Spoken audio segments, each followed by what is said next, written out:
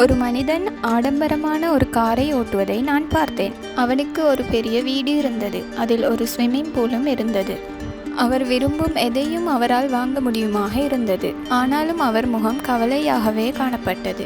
ஒரு நாள் நான் பார்க்கில் இருந்தேன். அப்போது அந்த பணக்காரர் ஒரு பெஞ்சில் தனியாக அமர்ந்திருந்தான். ஒரு சிறுவன் காகிதத்தால் செய்த விமானம் ஒன்றை வைத்து சிரித்து கொண்டு விளையாடி கொண்டிருந்தான். நீ எப்படி இவ்வளவு சந்தோஷமாக இருக்கிறாய்? உன்னிடம் விளையாடுவதற்கு நல்ல விளையாட்டு பொருட்கள் கூட இல்லையே என்று அந்த பணக்காரன் கேட்டான். அந்த சிறுவன் சிரித்தவாறே சொன்னான், இந்த ஏரோப்ளேனை நானே செய்தேன். நான் எனது தந்தையோடு விளையாடுகிறேன் என்று கூறி எளிமையாக ஆடை அணிந்த ஒருவரை காட்டி பெருமையாக சொன்னான்.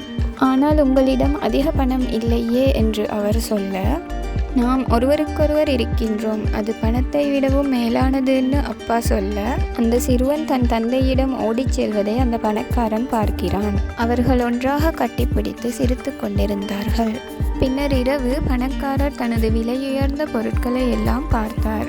பெரிய காலியான வீடு, அதனை பகிர்ந்து கொள்ள யாரும் இல்லை, அவருக்கு அன்பு காட்டவும் யாரும் இல்லை.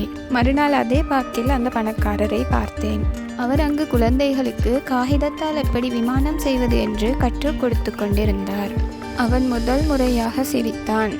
நான் எனது வாழ்க்கையை பணத்தின் பின்னாலேயே ஓட்டிவிட்டேன். ஆனால் உண்மையிலேயே இணைப்பு, அன்பு மற்றும் மகிழ்ச்சிதான் முக்கியம் என்பது எனக்கு தெரியாமல் போய்விட்டது.